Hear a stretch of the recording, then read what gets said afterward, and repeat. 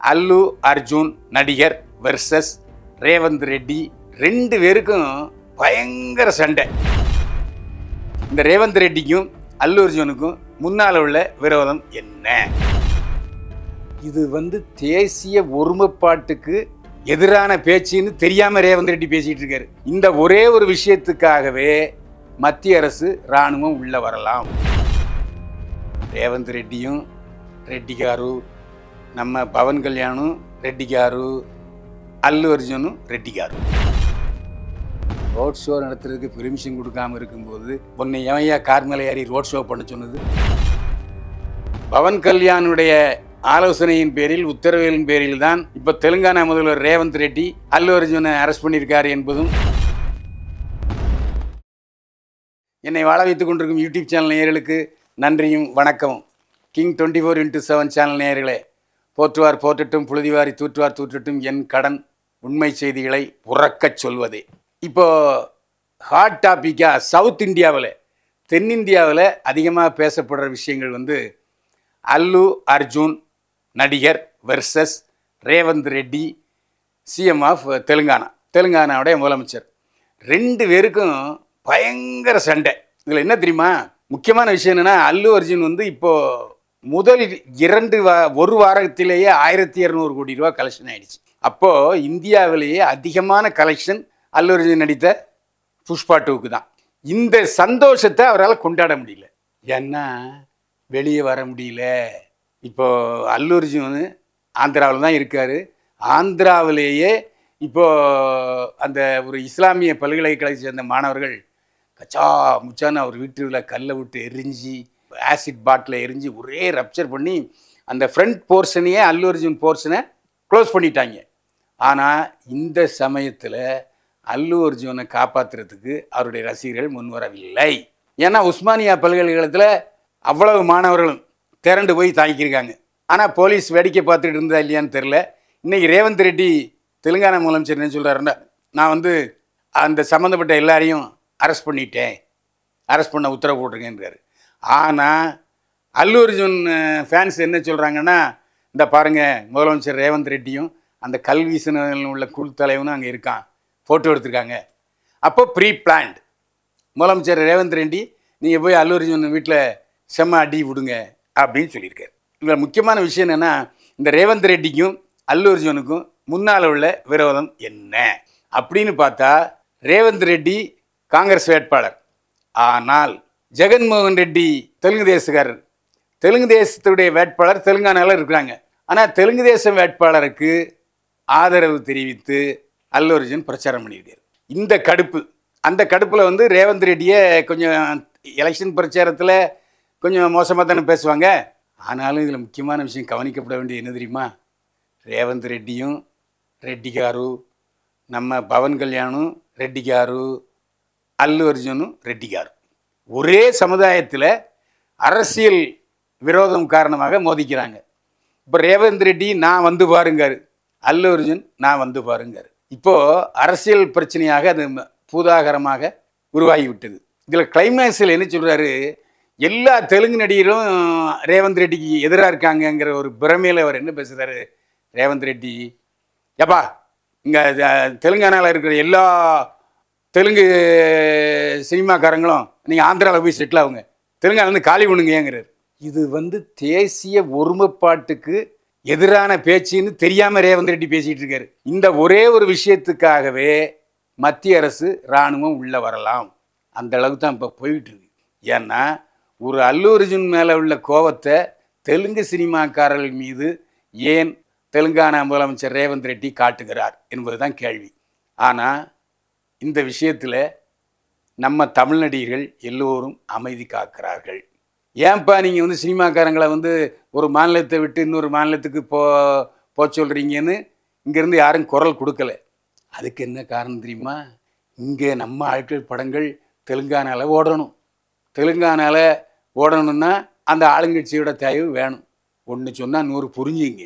இதில் இப்போ சமீபத்தில் என்ன விஷயம், எதுக்காக இந்த அளவுக்கு கொலை முயற்சி வழக்கு நடராத்தில் அல்லு அர்ஜுன் பொண்டாட்டியோட படுத்திருக்கும்போது தடன்னு பெட்ரூம் வரைக்கும் போயிருக்காங்க. ஐயோ என்னையே அது பெட்ரூம்லாம் வந்துட்டீங்கன்னா வாங்க உங்களை விசாரணைக்கு அழைச்சி போகணுன்னொடனே அவரும் சினிமாக்காரர் இல்லையா, பொண்டாட்டியை கன்னத்தில் முத்தமிட்டு வெற்றி திலகம் விட்டு வரேன் போகிறேன், நானும் போலீஸ் ஸ்டேஷனுக்கு போகிறேன்னு அவரும் ட்ராமா ஆடிட்டு அல்லு அர்ஜுன் வந்திருக்காரு.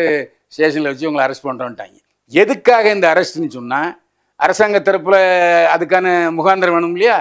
முகாந்திரம் கேட்கும் என்ன சொல்கிறாங்கன்னா, அந்த சந்தியா தியேட்டரில் போகும்போது முன்னவட்டி வர்றாருன்னு ஒரு ஒரு மணி நேரத்துக்கு முன்னால் சொல்லியிருக்காங்க. அது ப்ரிவியூ ஷோ ரிலீஸ் ஆகுறதுக்கு முன்பு. அப்போ போலீஸாரன்னு சொல்லியிருக்காங்க, நீங்கள் வந்து தியேட்டருக்குள்ளே போங்க அப்படின்னு சொல்லியிருக்காங்க. ஆனால் இவர் என்ன பண்ணிட்டார், ஆர்வ மிகுதியில் நிறைய ரசிகர்கள் வந்துட்டோடனே அவர் வெளிநாட்டுக்காரர் இல்லையா, ஓப்பன்னா திறந்து மேலே நின்ட்டார். அதாவது கீழே சீட்டில் நின்று காருக்கு வெளியே தலையை காமிச்சிட்டு அப்படியே கை காமிச்சிருக்காரு. கூட்டம் ஆகா எங்கள் அல்லு அர்ஜுன் வந்துட்டாருன்னு கூட்டம் வந்து அதில் தான் ஒரு இடிபாடில் சிக்கி மயக்கமாயிருக்கான். ஆஸ்பத்திரியில் கொண்டு போனால் மூளைச்சாவுன்ட்டாங்க. இப்போ மூளைச்சாவு என்று சொன்னால் நடப்பணம் தான். எப்போ உயிர் போகும், எப்போ எம்என் வருவான் அப்படிங்கிற சொல்ல முடியாது. ஆக 2 அப்படி என்பது தான் ரேவந்த் ரெட்டியோட இது. இதனால் அவர் ரோட் ஷோ நடத்துவதற்கு நாங்கள் பெர்மிஷன் கொடுக்கல. ரோட் ஷோ நடத்துறதுக்கு பெர்மிஷன் கொடுக்காமல் இருக்கும்போது பொண்ணு எவையா கார் மேலே ஏறி ரோட் ஷோ பண்ண சொன்னது? அப்போ நீங்கள் கேட்கலாம், ஏங்க எம்ஜிஆர்லாம் வந்து வேனுக்கு வெளியில் வந்து அப்படி தலையை காமிச்சிட்டு பேசுவாரன்னா, அது தேர்தல் பிரச்சாரம். தேர்தல் பிரச்சாரத்துக்கு அந்த செலிபிரிட்டிஸுக்கு, நட்சத்திர பேச்சாளருக்கு அந்த உரிமை உண்டு, அந்த சுதந்திரம் உண்டு. இது இல்லை, தியேட்டருக்குள்ளே வரும்போது ரோட் ஷோ நடத்த முடியாது. அதனால தான் ரோட் ஷோ நடத்துவது தப்புன்னு ஒரு கேஸ் போட்டிருக்காங்க. அந்த பெண்ணுடைய உயிரை திருப்பி தர முடியுமா கேட்குறாரு தெலுங்கானா முதலமைச்சர் ரேவந்த் ரெட்டி. இதில் இன்னொரு விஷயம் என்னென்னா, புரந்தேஸ்வரி மத்திய அமைச்சர், பிரதமர் மோடி தலைமையில் உள்ள மத்திய அமைச்சர் புரந்தேஸ்வரி, இவங்க ஆந்திர முதல்வர் என் டி ராமாராவுடைய மகள். அவர் என்ன சொல்கிறாருன்னா, ஏன்பா இந்த கேஸில் 6வது அக்யூஸ்டு தான் அல்லு அர்ஜுன், நீ முதல்ல உள்ள 5 அக்யூஸ்டுகளை அரெஸ்ட் பண்ணலை, அல்லு அர்ஜுனை மட்டும் அரெஸ்ட் பண்ணி ஜெயிலில் போட்டிருக்கீங்க என்று அந்த அம்மா கேள்வி கேட்குறாங்க. மத்திய அமைச்சர் புரந்தேஸ்வருடைய கேள்வி நியாயமான கேள்வி தான். இவ்வளவு குழப்பம் இந்த இதில் இருக்குது. இன்றைக்கி தென்னகத்தை முழுக்க ஆக்கிரமித்து கொண்டிருக்கிற பிரச்சனை வந்து இதுவாக தான் இருக்குது. இந்த பிரச்சனையில் தெலுங்கு நடிகர்கள் பலர் அல்லு அர்ஜுனுக்கு ஆதரவாக இருக்கிறார்கள், அதில் எந்தவித சந்தேகமே இல்லை. ஆனால் இந்த பிரச்சனை எதுவும் ஓடிக்கொண்டிருக்கிற புஷ்பா 2 படத்தினுடைய வசூலை இம்மியளவு கூட டச் பண்ணலை. அவ்வாட்டுக்கு வசூல் வந்துக்கிட்டு தான் இருக்குது. அல்லு அர்ஜுனுடைய ரசிகர்கள் அவருக்கு ஆதரவாக எழுந்து இருக்கிறார்களா இல்லையா என்பதை விட ஒட்டுமொத்த சினிமா ரசிகர்கள் புஷ்பா 2 படத்தை தலையில் வச்சு கொண்டாடுறாங்க. அதான் உண்மை. ஒருவேளை திருஷ்டி பரிகாரமாக இருக்குமோ? அல்லு அர்ஜுன் வந்து அமிதாப் பச்சன் கிடையாது, ஷாருக் கான் கிடையாது. அப்படிப்பட்ட சூழ்நிலை இந்தி நடிகர்கள் நடித்த படங்கள் தான் வசூல் சாதனை இமாசல சாதனை புரியும். இப்போ இந்தி படங்கள் தான் அதிகமான வசூலை பெற்றிருக்கு. அதில் பாகுபலி, RR ஒரு எக்ஸெப்ஷன். அப்படிப்பட்ட சூழ்நிலை இப்போ எல்லா படத்தையும் தாண்டி புஷ்பா 2 ஓடிக்கொண்டிருப்பதன் காரணமாக அந்த கதாநாயகன் அல்லு அர்ஜுன் மேலே வந்து ஏதாவது திருஷ்டி விழுந்துருச்சா, இல்லை எவனாச்சும் வந்து செய்வனை வச்சுட்டானா என்று கூட தெலுங்கில் பேச ஆரம்பிச்சிட்டாங்க. இதுதான் உண்மை. சந்தியா என்ற திரையரங்கில் அந்த நெரிசலில் சிக்கி இறந்த பெண்ணுடைய பெயர் ரேவதி. அவருடைய மூத்த மகன் தான் அந்த நெரிசலில் சிக்கி இப்போது மூளை சாவில் பெட்டில் அட்மிட் ஆகியிருக்காரு. இதில் ரேவந்த் ரெட்டி என்ன சொல்கிறாருன்னா, அந்த பொண்ணு ரேவதி இறந்துட்டா தியேட்டருக்கு வெளியே, ஆனால் அது தெரிந்திருந்தும் அந்த ரசிகரோட கும்மாளம் விட்டு படத்தை பார்த்துக்கிட்டு இருந்தார் அல்லு அர்ஜுன் என்று சொல்கிறார். ஆனால் அல்லு அர்ஜுன் என்ன சொல்கிறாரு, உண்மையிலே சத்தியமாக எனக்கு தெரியாது, அந்த பொண்ணு இறந்துருந்தால் நான் வந்து வெளியே பார்த்துருப்பேன், உடனடியாக நான் மருத்துவமனைக்கு செல்ல வேண்டும் என்று தான் சொன்னேன். ஆனால் மருத்துவர்களும் என்னுடைய வழக்கறிஞர்களும் போக வேண்டாம், அது பிரச்சனையாயிரும், ஏன்னா அங்கே எல்லாம் எமோஷனல் இருப்பாங்க, நீங்கள் உள்ளே போகும்போது ஏதாவது பிரச்சனை ஆகிட்டுனா என்று வழக்கறிஞர்களும் மருத்துவர்களும் சொன்னதுனால தான் அந்த ஸ்பாட்டுக்கு நான் போகலை, இல்லை நான் போயிருப்பேன்.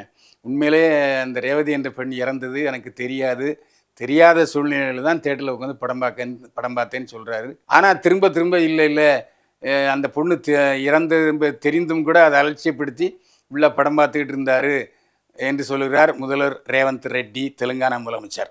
இந்த அல்லுங்கிற பேர் அல்லு அர்ஜுன் முன்னால் எப்படி வந்ததுங்கிறதுக்கு ஒரு பாரம்பரியம் இருக்குது. தெலுங்கில் என்டி ராமராவ், நாகேஸ்வரராவ் நடித்து கொண்டிருந்த பொழுது காமெடி வேடத்தில் கலக்கியவர் அல்லு ராமலிங்கா. இப்போ 4வது ஜென்ரலேஷன்லேயும் காமெடியில் கலக்கிட்டு இருக்காரு அல்லு ராமலிங்கா. அல்லு ராமலிங்காவுக்கு சென்னையில் திருவான்மியூர் கடற்கரை அருகில் ஒரு பெரிய பங்களா இருக்குது. அந்த பங்களா வந்து நான் பார்த்துருக்குறேன். வாக்கிங் போகும்போது அந்த அல்லு ராமலிங்கா என்கிற காமெடி நடிகர் குடும்பத்தோடு வந்து அங்கே தங்கியிருக்கிறார். அந்த அல்லு ராமலிங்காவுடைய மகன் அல்லு அரவிந்த். அல்லு அரவிந்தோட தங்கையைத்தான் நம்முடைய தெலுங்கு சூப்பர் ஸ்டார் சிரஞ்சீவி கல்யாணம் பண்ணியிருக்காரு. அப்போது சிரஞ்சீவியுடைய மனைவி அல்லு அர்ஜுனுக்கு அத்தை. அப்போ மாமன் ஆகிறார் சிரஞ்சீவி அல்லு அரவிந்துக்கு. அது மட்டுமல்ல, சிரஞ்சீவியுடைய கூட பிறந்த தம்பி பவன் கல்யாண். அப்போது பவன் கல்யாண் மாமா ஒரு முறை வேண்டும் அல்லு அரவிந்துக்கு. ஆனால் அல்லு அரவிந்துக்கும் பவன் கல்யாணுக்கும் 7ஆம் பொருத்தம். ஏன்னா அவர் அரசியலில் வேற ட்ராக்கு, இவர் வேற ட்ராக்கு. பவன் கல்யாண் தனியாக ஒரு கட்சி ஆரம்பித்தவர். ஆனால் சிரஞ்சீவி தனியாக ஒரு கட்சி ஆரம்பித்து கடைசியில் காங்கிரஸில் சேர்ந்து அவர் மத்திய இணையமைச்சர் ஆனார். அது ஒரு ட்ராக்கு. இப்போது பவன் கல்யாணுடைய வேட்பாளரை எதிர்த்து அல்லு அர்ஜுன் பிரச்சாரம் பண்ணார். அதனால் பவன் கல்யாணுக்கும் அல்லு அர்ஜுனுக்கும் பிடிக்காது. இப்போ அல்லு அர்ஜுன் ஜெயிலுக்கு போயிட்டு வந்தவுடனே அந்த நலம் விசாரிப்பதற்காக சிரஞ்சீவி அல்லு அர்ஜுனுடைய அத்தை எல்லாம் வந்தாங்க. ஆனால் இதுவரைக்கும் பவன் கல்யாண் அல்லு அர்ஜுனிடம் ஃபோனிலோ நேரிலோ விசாரிக்கவில்லை என்பது குறிப்பிடத்தக்கது. எல்லாருமே ஒரே சொந்தம்தான். சொந்தத்துக்குள்ள அது ஒரு தகராறு. பவன் கல்யாணுடைய ஆலோசனையின் பேரில், உத்தரவின் பேரில் தான் இப்போ தெலுங்கானா முதல்வர் ரேவந்த் ரெட்டி அல்லு அர்ஜுனை அரெஸ்ட் பண்ணியிருக்காரு என்பதும் அங்கே ஆந்திராவிலும் தெலுங்கானாவிலும் பேசப்படுகிற பேச்சாக இருக்கிறது. ஒரு குடும்பத்துக்குள்ள அரசியல் பிரிவால் வந்த சிறைச்சாலை தான் இந்த விஷயம். நேயர்களே, இது போன்ற முழுமையான அல்லு அர்ஜுன் வெர்சஸ் ரேவந்த் ரெட்டி தெலுங்கானா முதல்வர் பிரச்சனையை இவ்வளோ டீட்டெயிலாக கிங் 24x7 சேனல் தான் சொல்லியிருக்கு. ஏனென்றால் புத்தம் புதிய பரபரப்பான முழுமையான விஷயங்களை, சினிமா விஷயங்களை உங்களுக்கு தருவதில் முன்னணியில் இருப்பது கிங் 24x7 சேனல். சப்ஸ்கிரைப் பண்ணுங்கள், மற்றவர்களை சப்ஸ்கிரைப் பண்ண சொல்லுங்கள். மீண்டும் சந்திப்போம். வாழ்க வளமுடன்.